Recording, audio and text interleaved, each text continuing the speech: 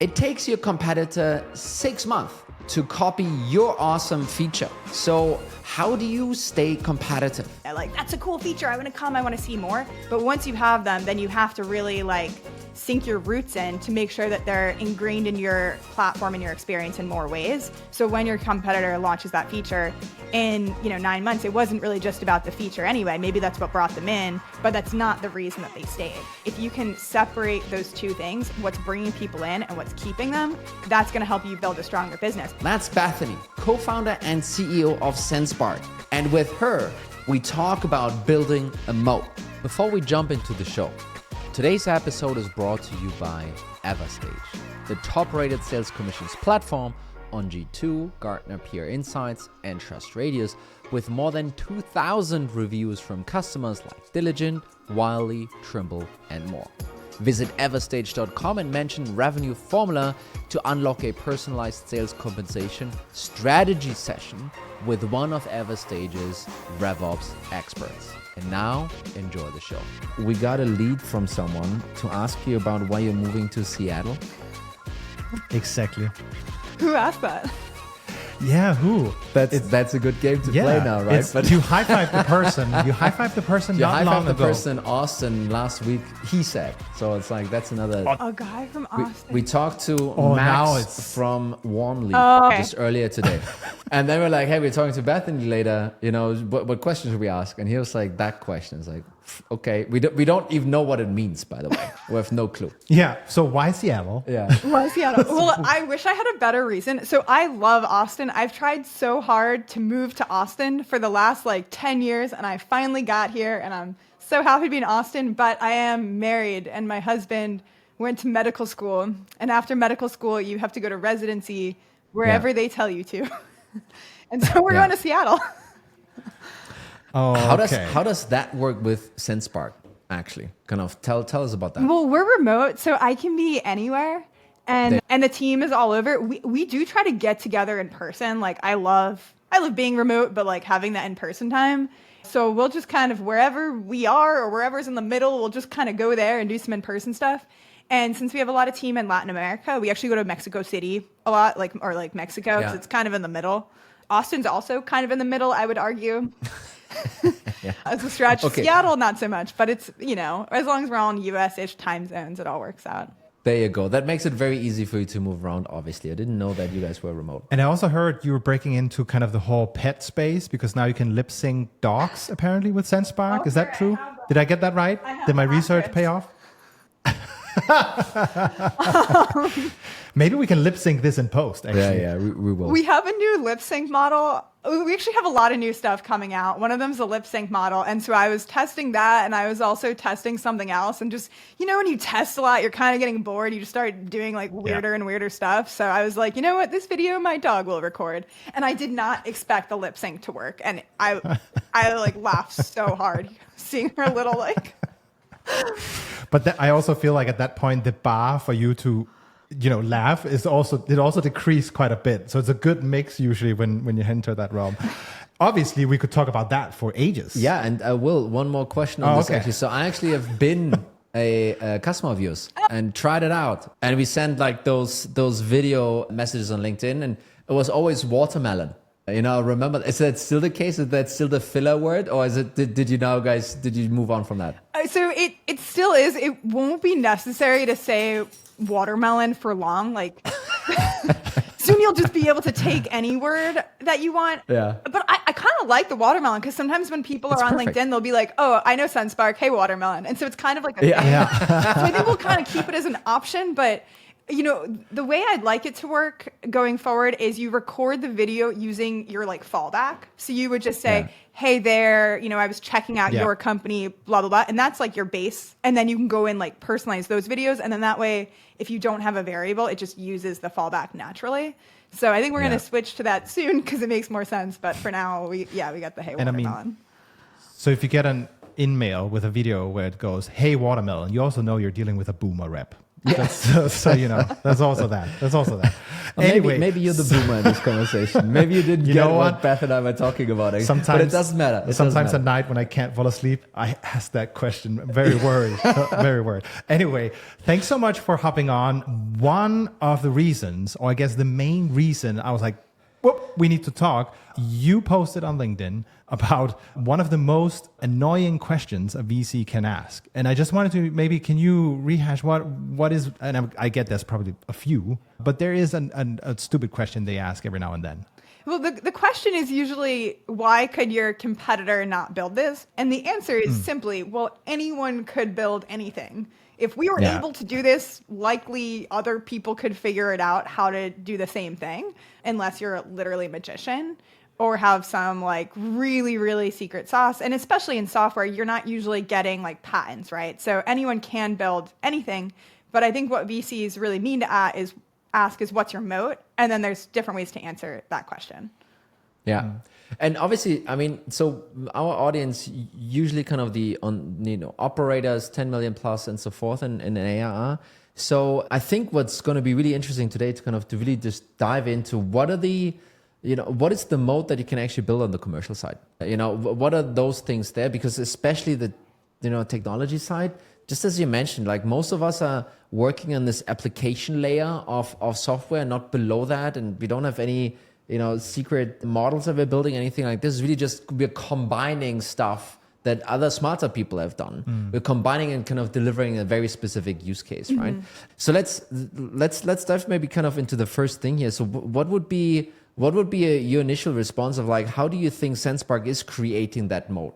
Yeah, there's some things we're doing to really create a moat. And the way I think about it in the most simple terms is, the reason to have a moat is so if someone builds same product, your customers don't leave. So the real question is, how are you getting customers to stay and like continue using, loving, advocating for your product? We get really complicated. I think there's a lot of different things, but the simplest, most kind of obvious one is just build a really good customer experience. If your customers are super happy with your product, with the value they're getting, the price doesn't feel excessive, it feels like they're paying the right amount. Even if someone comes along with a slightly better, slightly cheaper product, if people know the experience with you is really good, like they're still going to say, hey, I'm good. And so that's the number one thing you can do is build just quality customer experience. And it's the thing is, right, whenever someone says this out loud, it's like, oh, this is boring. It's like, where's the hot take? We can talk about what's the special thing, But I totally agree with you. Yeah. I absolutely agree with you, right? It's kind of really this. There's a lot of folks offering and promising specific outcomes and solutions to problems. But at the end of the day, does it actually fully work? Does the product work? Does the onboarding work? Does the is the experience a good one? Do they want to share it with other folks in the organization or in the industry, et cetera, et cetera? And all of these things really come from hey, this has actually fully worked for me. My problem is solved. Yeah. And it was a pleasant experience, right?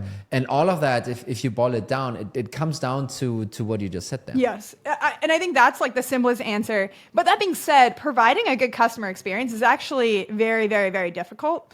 And I think two things really matter for that. One is really knowing what your customers came to you for and what we'll call it a problem, but like what their use case really is. And it could be different. And like at Sendspark, our customer use case is very different than Loom's, even though, a lot of the products look similar. So to provide a good customer experience, you need to know why your customer is coming to you. And then two, knowing how you're really solving that problem and doing it well. And so it's easy to say, oh, product, customer experience, but that's actually like a huge, nuanced, big, complicated thing. And I think it actually extends beyond the actual product and has to do with emails, community, like LinkedIn, social, all of that does play into the customer experience as well, even though it's outside of your actual platform. Mm-hmm. Yeah, I mean, it makes me think of one of the first, at least SaaS companies I actually used early on in my career was MailChimp. And I still to this day remember when you were to send an email campaign, the most like nerve-wracking moment was hitting that send button. It didn't matter if it was 10 people on the list, by the way, and they had this monkey paw finger going towards a big red button. It captured the moment perfectly. And this is just one out of so many things they did really well. So, and I think you're right. It is incredibly difficult to kind of do. What are some of the things? I mean, so I get the whole use case piece. What specifically has this meant for you tactically? What are some of the things you've done? Are you okay to unveil some of that? Yeah, for sure. So, there's things. So it's funny you say that about MailChimp, because I remember using MailChimp too, and you hit that button and you're like, yeah. So I think there's things we do in the product to like help guide people how to be successful. There's some stuff that hasn't been released yet, but what I've been like heads down working on with my co-founder for the last month is just revamping the onboarding experience to really distill like what are people trying to do and how do we get them up as quickly as possible using the product. We also do things outside of the product. So we're pretty active on LinkedIn, and we'll always be like throwing shout outs to our community and like highlighting people who are really successful with the product. We'll ask them to share what they're doing and then like circulate that. So that kind of gets them more attention. And especially for our customers who are agencies or, might sell to other people in the space, like we try to amplify them in all ways that we can to show like, hey, we're actually here for you. We're not just trying to help you make a video. We're trying to help you grow your business. And we'll do that with our product and just everything else we have. So we'll do that. An example of that too, I'm a big Clay user and I post a lot like Clay videos and ways that you can use Clay and Sendspark together. And last night I just got a package for them with like a grow hat and a bag. And I thought it was really cool. It was like outside the product, but they made me feel special as a customer. So there's things like that we're trying to do to just make you feel like while using Sendspark, you're, part of this community of people that's trying to grow your business in an innovative way. We're going to do that with the product, and we're going to do it with any other channel at our disposal. So you know what? I think conceptually, a lot of companies and teams, they want to do that. They want to create that, let's say, experience outside of the product in order to start building. Quite frankly, I don't think it's about necessarily building a moat. That's an outcome of it, but it's more about delighting the users and the customers.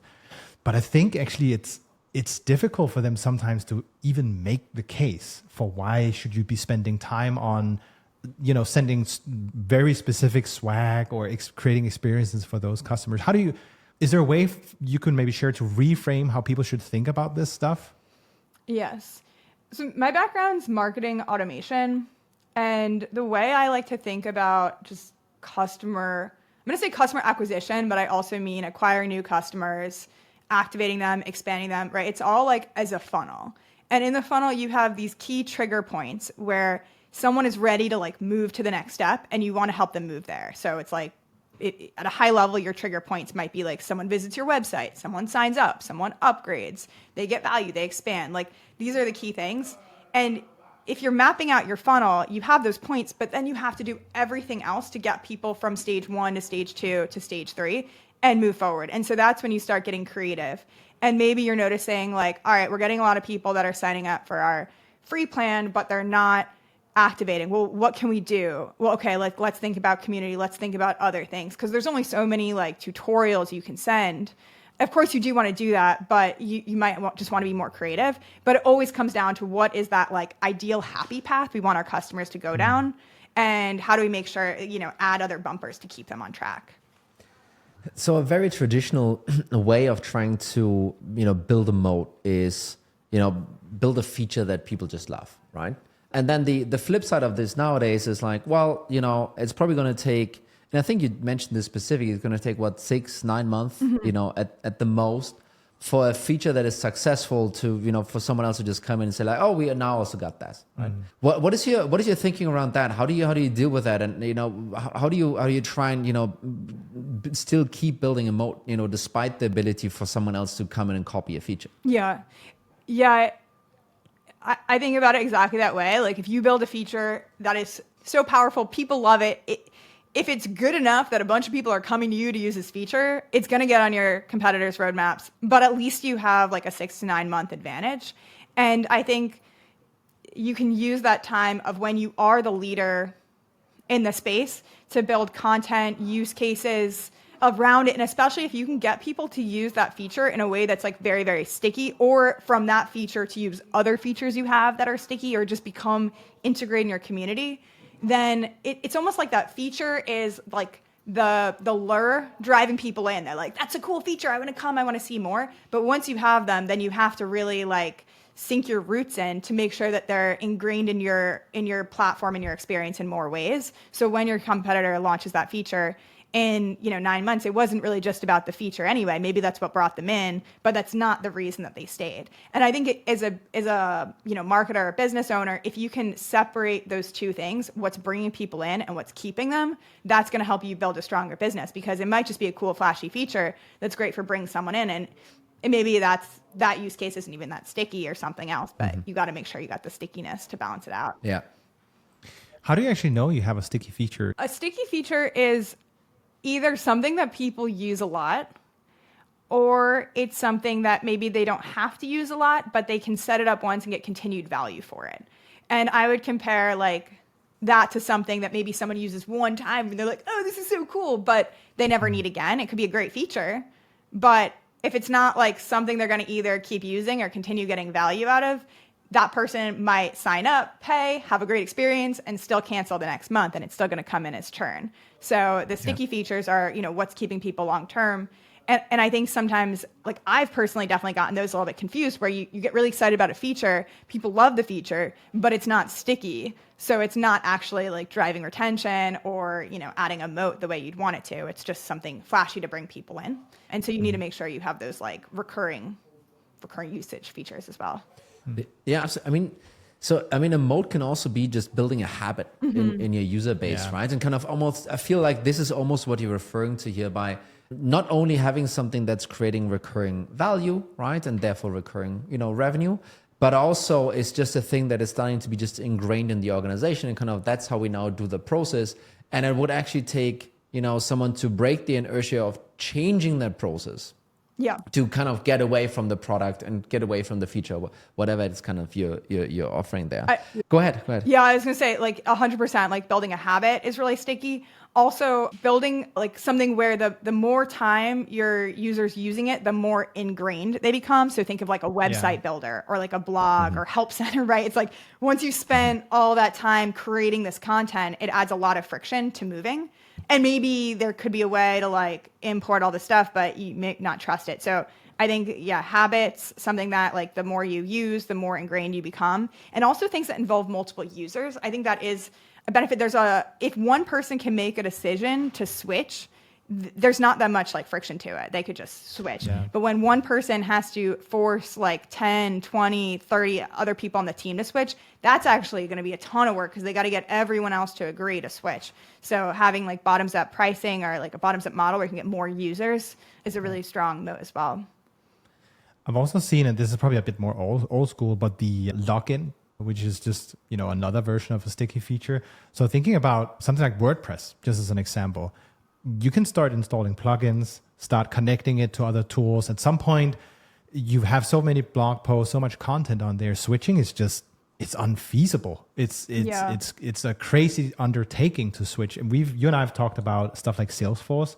If you run a fairly big team and have Salesforce running, ripping that out, that's not a small thing anymore. Yeah, true. No, and I mean, there are some terrible stories in the industry, actually. Kind of, I think a data provider for sales teams start with a Z and is public. And I think they literally kind of, to your point, someone made the decision to move away from them. Yeah. And then their AMs or something like this called up individual sales reps and was like, "Hey, do you agree with us churning? You use us a lot. Are you agreeing with that?" So like, I think a lot of people didn't love that approach, but basically that's what these guys did, right? To leverage what you just said there. Yeah. So we talk about bad patterns. There was also the company starting with a C, removing the cancellation flow and forcing. Anyway, that's a short term. I mean, you can always take off your cancellation button, and then that'll decrease churn for a week. You just send us an actual letter, right? But so what most folks always dream about, VCs in particular, by the way, but it's like network effects. Yeah. And when I think about it, for most of the products out there, it's like, geez, this is really difficult to get to a network. Have you thought about this and maybe trying to build something into your product, or kind of how have you been thinking about that? Yeah. Love network effects. Figma is my like big inspiration company there, right? Because it's like you use it, you share, you get more seats on board. So there's things we try to do to add collaboration into the product.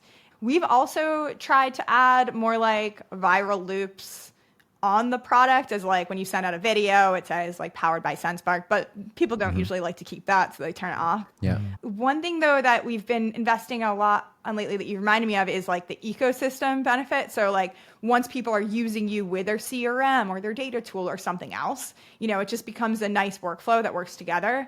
And so it's harder to remove. So we've spent a lot of time both building our own integrations and opening up our API so other people can integrate with us. Like Clay built an awesome integration with us. Expandy just built an awesome integration with us. And then like once you have those connections and people are good using the two platforms together, I think that creates a lot of stickiness. And it's hard to copy because integrations can take a while. Yeah.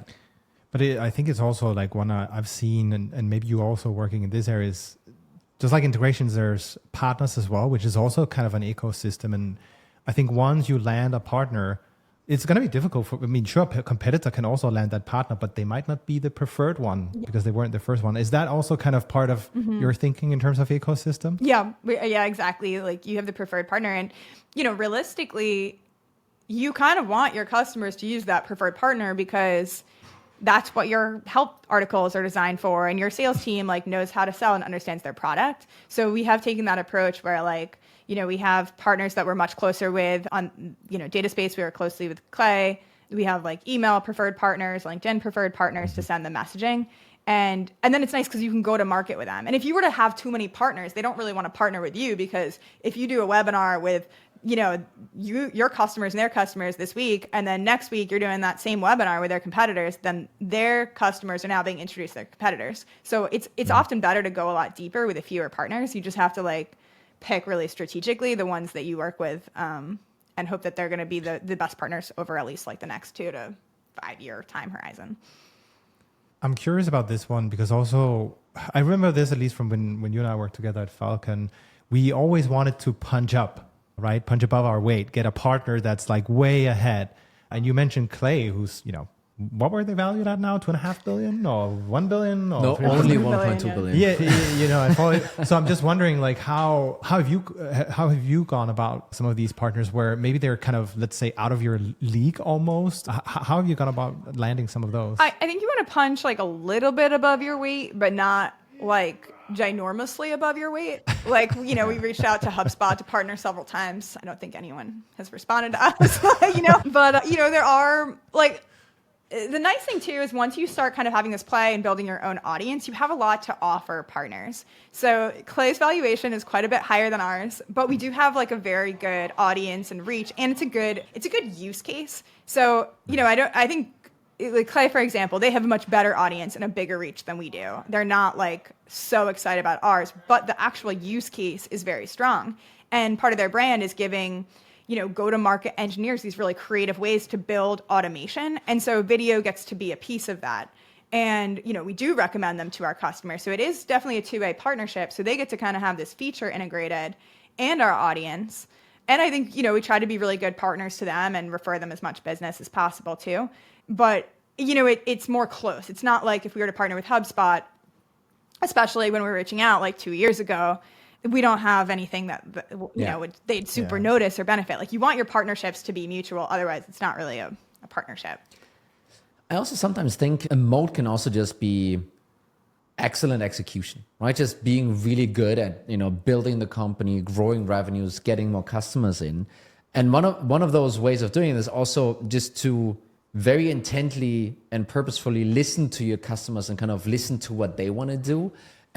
Do you have like a playbook around that? It's like, hey, this is actually how we're kind of taking this feedback in. This is how we're working through this, and this is what enables us to build the best next features or the best product or do the next service delivery in the way. Do you have like a playbook for that? Yes, the playbook's evolved a bit over time. I 100% agree, and I think it starts by really defining who you want your customers to be. Especially with more of like a lower price point, you get a lot of users on the platform. But for us, we really decided like the type of customer we wanted to focus on, and then we've worked very, very closely with people to get that feedback and be able to improve the platform. And it's funny because you're asking about a playbook, and I think naturally, as like a marketing person, I tend to be more data driven. But when it comes to stuff like that, I've actually become less data driven and more working just directly one-to-one and like watching them go through the onboarding and just like writing down where I think people might be getting confused or, getting distracted from the goal and then thinking like, how do we add the bumpers to keep them on track? So the process is actually just very manual and it kind of goes in cycles. So in November, I was working super, super closely with customers, like just part of the onboarding for a lot of the target customers we want to work with alongside our head of CS. And that was November. And then December, January, I've been just like heads down, implementing all that feedback with the product team. And then hopefully today, we should have a pretty big release. And then it'll switch. I'm going to be working hands-on with the customers again. So it's kind of like a cycle of work really, really closely, just be on the call, see what happens, go back to product, and then rinse and repeat. Usually with faster feedback loops than that, we've made some big changes, and that's why it was 2 months. Normally it's more like, every kind of week or so feedback cycles, but the process is pretty manual. One thing that you mentioned there was also just honing in on the customer side. And I don't want to say, it's important to select the ICP and so forth. But, and maybe this is more of an open question. I mean, it feels like you've always been very focused, obviously, on the BDR, SDR, maybe sometimes, founder, role and persona. Did that actually change over time? Kind of, did you start in a different spot and then refine it to something else to narrow it down to get even better at listening to the right feedback, get even better at marketing to those people, get even better at onboarding them? Did you make decisions where you said like, hey, actually this is a pretty cool tool for those 5 different personas or ICPs, but you know what? We're going to cut 3 of them away. Mm-hmm. It's actually been less about the people. So it's still BDR, SDR teams, still founders, agencies, like it's the people haven't really changed, but what I've gotten more focused on is actually the use case. And it goes back to what we were talking about earlier, where stickiness and sticky use cases really matter. So the ones that I've gone really deep on are the types of customers where they have very strong recurring use cases. So it could be an SDR team that's building this as, a standard process going forward. They want to operationalize videos.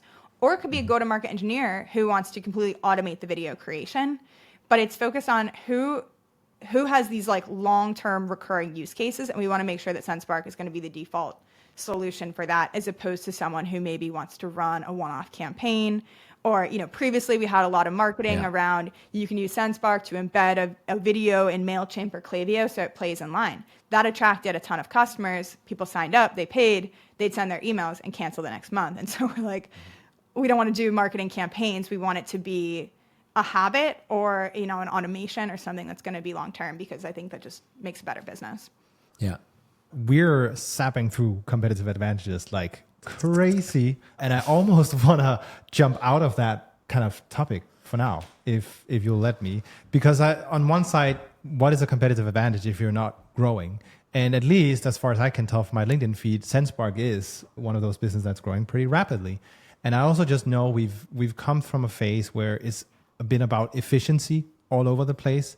What's your take on that? Actually, is this whole efficiency, is it too much by now, or is where are we today? It's 2025.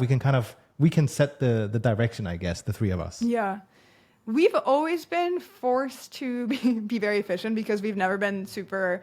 We've raised funding, but we've never had like an insane amount of money at one time. So we've always been pretty efficient, but I do think we've bounced back a little bit hard on the efficiency train, because I think there's a real difficulty in not growing fast. Like I've run Sendspark when we were growing really fast. I've grown Sendspark when we were growing really slow.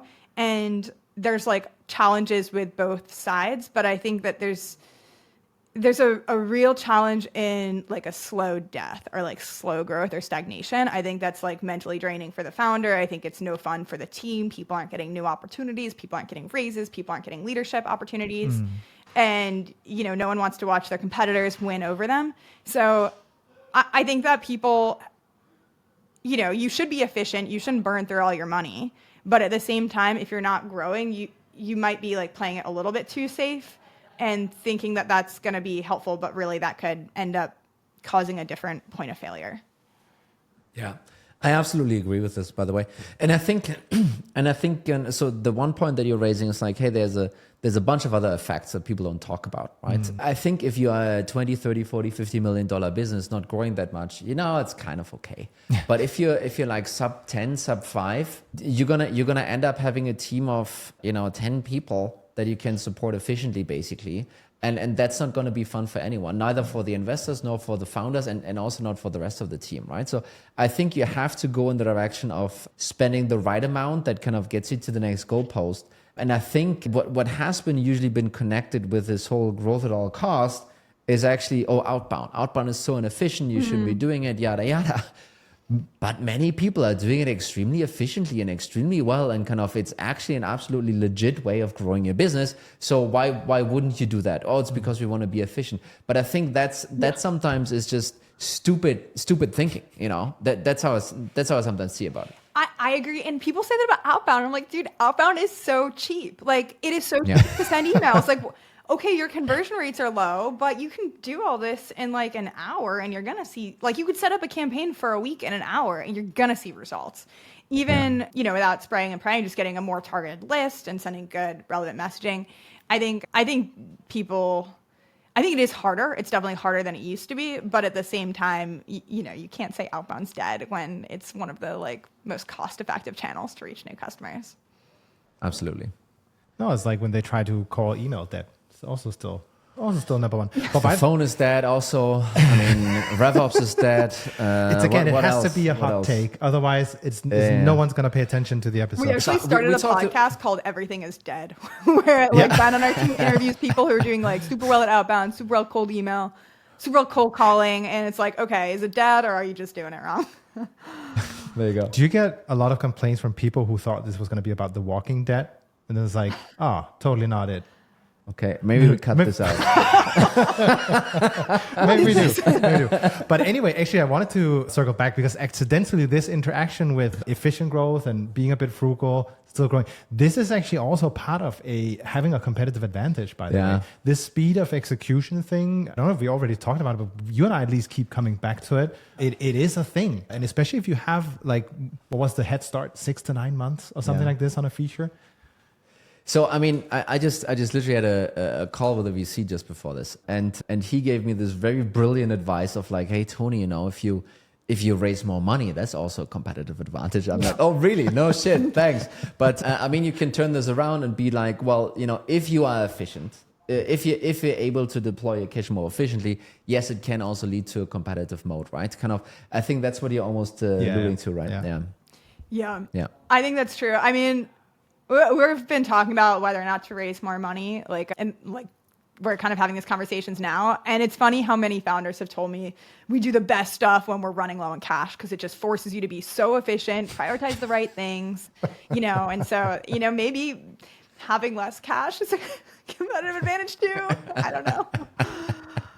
It sounds like a coping mechanism. Sorry. I think we reached the end of the list here right there, It's like, that's what it is. Wow. Do we have time for one last question? Yeah, we do. Do you have one? Come on. I don't know.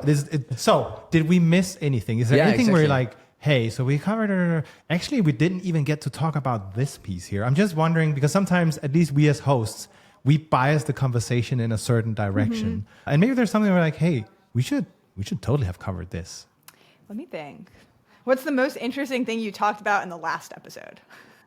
With Max? Generally speaking, we talked about his outbound playbook and how he took it from 0 to 1 and now kind of using this to keep growing the business, right? I can share a little bit about our playbook, which I think is interesting.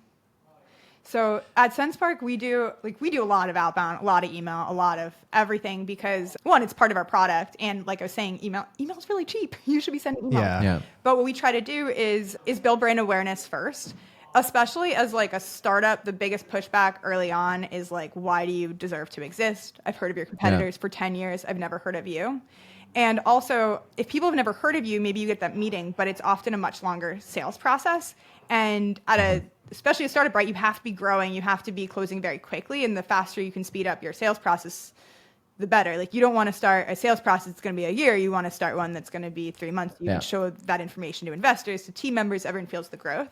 And so we've invested a lot in brand marketing where we do social, like we do podcast, like we're trying to get our name out there. We do a lot of partnerships. And then based on the people who've engaged with our LinkedIn or our community in some way, those, will qualify, and that becomes the target list for Outbound. So we're not starting at zero, we're starting at brand familiarity. And that's been probably the biggest thing to speed up the sales process and increase conversion rates. And we'll almost never do cold outbound without doing a marketing push there first to just kind of warm things up. So especially if it's a small budget, you need to move fast, you need to get results right away. I'd recommend that approach. No, absolutely. And I think we used to work on build a different company. We kind of shut this down, building a new company right now. Let's see kind of how we stitch this episode together, my friend. You had fun with this. But actually kind of we had the same thinking, and that's how we found you guys eventually. Build up a founder brand, active on LinkedIn, got a lot of, audience built there. And then we were thinking, okay, how can we leverage my face and my LinkedIn appearance, basically? How can we leverage that to tap into, I know this guy. And, the first thing we did with kind of a GTM engineer. I think nowadays you would call that guy that we hired like a GTM engineer, was just kind of record those videos and then send them out. Yeah. And, I did this for one full day or something. I did it in between as well, but it took one full day and I just couldn't do it anymore. And then he found you guys, and then we started using exactly that playbook. That's why I also know watermelon and all of those things that come around this, because, we were actually thinking about this as like different, heat levels of a pool. I'm not sure if you can say it like this. Like, a pool is the same heat everywhere. But like if you had different buckets, let's say it like this, right? And you have like a massive, completely cold ocean, but then you have maybe one small, tiny water bucket that's a little bit lukewarm. Yeah. And maybe that's a better place to start instead of trying to kind of literally boil the ocean. Exactly. I don't want to say it. Right? And so I totally love this approach. And I think early stage teams should be thinking about this. But I think even later stage teams, where this really kind of comes to fruition, for me at least, kind of in larger scale teams, is really like, you know what, sales and marketing, maybe we should be working together.Maybe we should be having the same account list. Maybe we shouldn't be kind of fighting about inbound, outbound all the time. Maybe we should just be going for the exact same, target list of accounts. And sure, there will always something happen outside of these, by the way, kind of like no problem. But let's center all of our resources, focus on this one thing. And there's, I think, some brand research, and it's like in the FMCG space, it's like a person needs to be like has a basically kind of be engaging with this product 7 times or something like that. It needs to be faced with the product 7. I forgot what it was. Like, well, guess what? If you combine outbound with some, LinkedIn, with some ads, with some, webinar, with some other stuff, that's how you get to the 7 times, right? Instead of trying to spread this across everywhere. Well, absolutely. Exactly. Because we've done exactly that, where our sales team says, hey, this is the target list. These are people I want. They're, the right titles. They're cool in the space. Like, we want to work with them. And so they give marketing that list, and then we just start running ads towards them, which is like a super, you're paying for that, but it's not like crazy expensive. And then by the time the salespeople reach out or do the cold call or the text or the video, whatever it is, they've already seen the ads a couple times. So you're way closer to that 7 touches. Yeah. I also think the great thing, at least since we're geeking out of this stuff, is the release of the thought leader ads really enable you to also change how things are perceived, because you're identifying more with a person than you will do with a logo, right? So I think, and also if you're going to then run the playbook of outbound with that person, that level of familiarity is going to play into your favor at the end of the day, right? So who knows? Maybe someday Mark Benioff is going to do cold outbound with some of these tools. I'd love to see him on a Sendspark video. I think so. Yeah, that would be pretty awesome. I think so. I think it's going to do that. Bethany, thank you so much for spending some time here, talking with us about competitiveness in the age of AI, basically. And then in the end, I think you said it, geeking out and outbound and how that could be done best in the smartest way, right? We can probably always do a follow-up where we just continue that conversation for an hour or 2 hours, just talking outbound until we are exhausted. Yeah. We could probably, it seems like we could do that. Wonderful. Bethany, thank you so much for spending the time, and thank you everyone else for listening. If you haven't done this yet, hit the subscribe button, not the record button, the subscribe button, and follow. It's free and it helps us to grow the show. So thank you so much, and thanks, Bethany. Thank you. Wonderful. Bye-bye.